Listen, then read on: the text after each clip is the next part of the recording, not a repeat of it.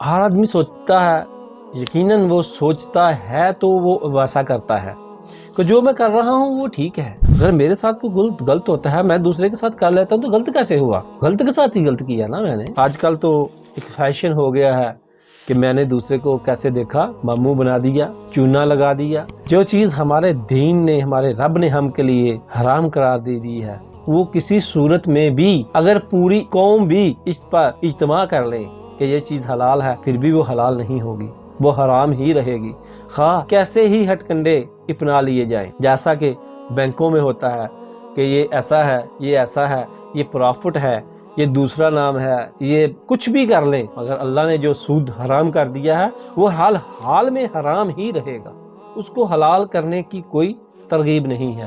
اگر عقل پہ پرکھیں گے تو وہ قول یاد کیجئے، وہ بات یاد کیجئے جو مشرکین مکہ کیا کرتے تھے۔ اعوذ باللہ من الشیطان الرجیم، بسم اللہ الرحمن الرحیم۔ ہمارا عنوان مسلسل چل رہا ہے، جو اس کی یاد دہانی کر لیں، تازہ کر لیں پھر۔ خود احتسابی۔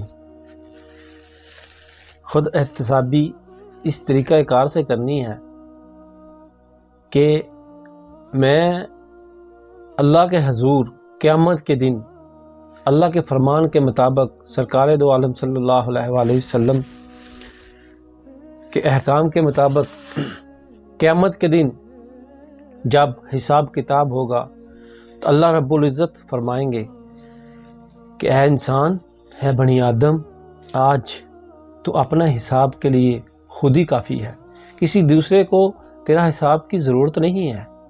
وہ پوری پکچر زندگی کی جو 60 سال، 70 سال، 20 سال، 40 سال، 50 سال جتنی بھی ہم گزار کے ادھر جائیں گے، وہ ہم کو آج بھی تو معلوم ہے ہم زندگی میں کس ڈگر پہ چل رہے ہیں، اللہ کے احکام کے مطابق چل رہے ہیں یا اس کے مخالف چل رہے ہیں، وہ آج بھی ہم کو پتہ ہے۔ زندگی میں جو کچھ گزر چکا ہے، اگر تھوڑی سی کوشش کی جائے، ایک ایک لمحہ یاد آ جاتا ہے، پوری زندگی روز روشن کی طرح عیاں ہو جاتی ہے۔ اگر کچھ ہم بھول بھی چکے ہیں وہ بھی یاد آ جاتا ہے، مگر اگر ہم کچھ بھول چکے ہیں مگر قیامت کے دن وہ ہمارے سامنے آ جائے گا اور خود ہی ہم کو معلوم ہو جائے گا کہ آج ہمارا کیا حشر ہونے والا ہے۔ دعا ہے رب العالمین کے آگے، التجا کرتے ہیں، یا میرے مالک ہماری غلطیاں کوتاہیاں معاف فرما اور ہم کو صراط مستقیم پہ چلا اور خاتمہ بالایمان فرما، آمین یا رب العالمین۔ خود احتسابی جو سلسلہ وار ہمارا پروگرام چل رہا ہے، حالات و واقعات کی روشنی میں، آج ہمارا 6واں پروگرام ہے، جس میں کچھ دوستوں کے ذہن میں جو سوال آ رہے ہیں وہی ہم ان کے جوابات دینے کی کوشش کریں گے۔ جیسے کہ ہر آدمی سوچتا ہے، یقیناً وہ سوچتا ہے تو وہ ویسا کرتا ہے کہ جو میں کر رہا ہوں وہ ٹھیک ہے، تو خود احتسابی کس چیز کی کروں میں جو کر رہا ہوں وہ ٹھیک ہے، کچھ اس میں غلط نہیں ہے۔ اگر میرے ساتھ کوئی غلط ہوتا ہے، میں دوسرے کے ساتھ کر لیتا ہوں تو غلط کیسے ہوا؟ غلط کے ساتھ ہی غلط کیا نا میں نے۔ بھائی ایسا بالکل بھی نہیں ہے۔ خود احتسابی کا ایک لاہ عمل طے کرنا پڑے گا اور اس کو سرکار دو عالم صلی اللہ علیہ وآلہ وسلم کے فرامین کے مطابق دیکھنا پڑے گا۔ جیسے سرکار دو عالم صلی اللہ علیہ وسلم نے فرمایا کہ دوسرے بھائی کے لیے وہ پسند کرو جو تم اپنے لیے پسند کرتے ہو۔ یہی بات کو اگر تھوڑا سا انالیسس اس کا کریں تو ہم کو معلوم ہو جائے گا کہ جو جھوٹ میں بول رہا ہوں دوسرے کو، آج کل تو ایک فیشن ہو گیا ہے کہ میں نے دوسرے کو کیسے دیکھا، ماموں بنا دیا، چونا لگا دیا۔ وہی چونا اگر آپ کو لگے تو آپ کو اچھا لگے گا؟ نہیں، آپ کو بالکل بھی اچھا نہیں لگے گا۔ جب آپ کو کوئی دوسرا جھوٹ بولے تو اچھا نہیں لگتا تو بھائی تم کسی سے جھوٹ بولتے ہو تو اس کو بھی اچھا نہیں لگتا۔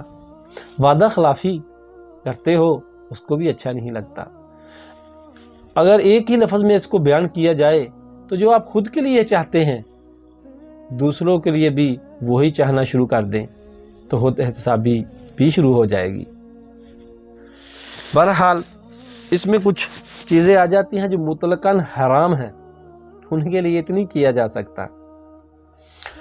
کچھ ہمارے دوست، ہمارے بھائی جو بہکے ہوئے ہیں، نشاور چیزیں استعمال کرتے ہیں، وہ کہیں گے پھر بھائی ہم تو ٹھیک ہو گئے نا، کہ دوسروں کے لیے ہم وہی چاہتے ہیں جو ہم خود کے لیے چاہتے ہیں۔ ایسا نہیں ہے بالکل۔ جو چیز ہمارے دین نے، ہمارے رب نے ہم کے لیے حرام قرار دے دی ہے، وہ کسی صورت میں بھی اگر پوری امت تو کبھی ہو ہی نہیں سکتی، پوری قوم بھی اس پر اجتماع کر لیں کہ یہ چیز حلال ہے، پھر بھی وہ حلال نہیں ہوگی، وہ حرام ہی رہے گی، خواہ کیسے ہی ہٹ کنڈے اپنا لیے جائیں۔ جیسا کہ بینکوں میں ہوتا ہے کہ یہ ایسا ہے، یہ ایسا ہے، یہ پرافٹ ہے، یہ دوسرا نام ہے، یہ کچھ بھی کر لیں، مگر اللہ نے جو سود حرام کر دیا ہے وہ حال میں حرام ہی رہے گا، اس کو حلال کرنے کی کوئی ترغیب نہیں ہے۔ اگر عقل پہ پرکھیں گے، اگر عقل سے پرکھیں گے تو وہ قول یاد کیجئے، وہ بات یاد کیجئے جو مشرکین مکہ کیا کرتے تھے کہ سودا بیچنا اور سودا لینا بھی تو ویسا ہی ہے جیسے کسی سے پیسہ دینا اور پیسہ لینا۔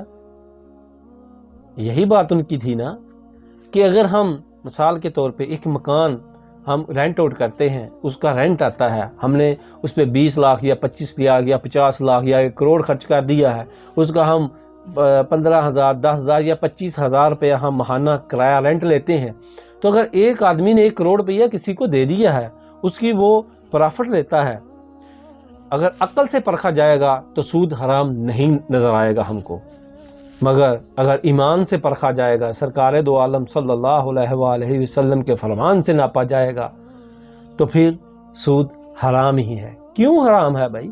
میرے اللہ نے فرما دیا ہے، میرے اللہ نے حکم دیا ہے کہ سود حرام ہے، مطلقاً حرام ہے، اسی لیے اسی لحاظ سے ہر نشاور چیز بھی حرام ہے۔ اور اگر آپ خود کے لیے ناپ تول میں کمی نہیں چاہتے تو دوسروں کے لیے بھی چاہیں کہ میں کسی سے دھوکہ دھڑی کم نہیں کروں گا۔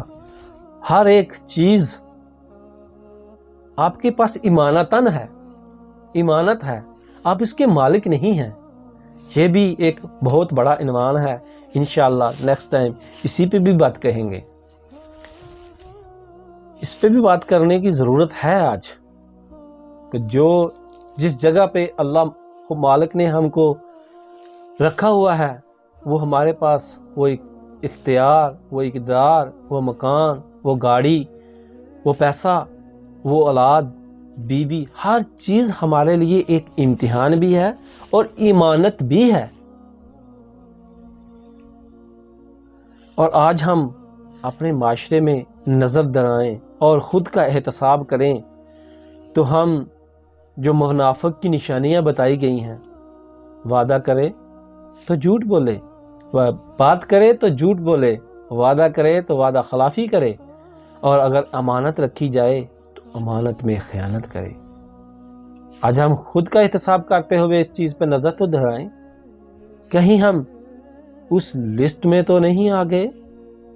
اللہ تعالیٰ ہم کو معاف کرے، ہم کو خود احتسابی کرنی ہوگی۔ اور آج وقت ہے، مردہ میں اور زندہ میں فرق ہی کیا ہے؟ اس کے لیے جو اس کا ٹائم پیریڈ تھا، ایگزامینیشن ہال میں جو آیا ہوا تھا، جو اس کی عمر تھی، بس اس کا وقت ختم ہو گیا ہے۔ ایسا نہیں ہے بس ہم اس کو دیکھ نہیں سکتے، وہ مرا ہوا نہیں ہے، وہ ایک دوسری زندگی میں چلا گیا ہے۔ جیسے سرکار دو عالم صلی اللہ علیہ وسلم نے فرمایا، قبر یا تو دوزخ کے گڑھوں میں سے ایک گڑھا ہے یا جنت کے باغوں میں سے باغ ہے۔ پھر موت کہاں سے آ گئی؟ ایک موت کا لفظ جو ہے اس کی ڈیفینیشن ہم نے غلط کی ہوئی ہے، جیسا کہ اللہ اکبر بھی ہم پورا سمجھ نہ پائے۔ لفظ کفر ہم نے سمجھا شاید وہ مشرکین مکہ جو تھے صرف وہی کافر تھے جو بت سامنے رکھتے تھے۔ ایسا ہرگز نہیں ہے میرے بھائی، سوچنے کی بات ہے، کہیں ہم اس لسٹ میں تو نہیں جا رہے. کلمہ گو تو ہیں. ایمان کے بھی 2 درجے ہیں نا، ایمان حقیقی اور ایمان قانونی. کہیں قانونی ایمان تو ہم نے پورا کر لیا، حقیقی ایمان کے قریب قریب بھی ہم گئے کہ نہ گئے؟ جبکہ احتساب جو ہونا ہے روز محشر، وہ تو حقیقی ایمان کا ہونا ہے، نیت کا ہونا ہے. کیا نیت بھی درست ہوئی کہ نہیں ہوئی؟ ہر چیز کے حساب سے ہم کو اپنا احتساب کرنا پڑے گا. اور احتساب کرنے کے لیے یہ ضروری نہیں ہے کہ جو ہم نے دائرہ بنا رکھا ہے، دائرہ اختیار بنا رکھا ہے، اپنی سوچ کا دائرہ بنا رکھا ہے کہ جو کو آدمی کر رہا ہے وہ صحیح سمجھ کے ہی تو کر رہا ہے. ہاں یہ بات صحیح ہے کہ جو وہ کر رہا ہے وہ صحیح سمجھ کے ہی کر رہا ہے، مگر وہ صحیح ہے کہ نہیں ہے، وہ یا تو اللہ کا فرمان دیکھنا پڑے گا یا حدیث مبارکہ کی روشنی میں اس کو پرکھنا پڑے گا کہ وہ صحیح ہے کہ نہیں ہے. اسی بات پہ آپ سے اجازت چاہتا ہوں، دعا کرتا ہوں اللہ رب العزت کے حضور اللہ تعالیٰ مجھ کو اور آپ سب کو اپنا احتساب کر کے، توبہ کر کے، اللہ کا شکر ادا کر کے صراط مستقیم پہ چلنے کی توفیق عطا فرمائے، ہمارا خاتمہ بالایمان فرمائے. آمین یا رب العالمین. السلام علیکم ورحمۃ اللہ وبرکاتہ.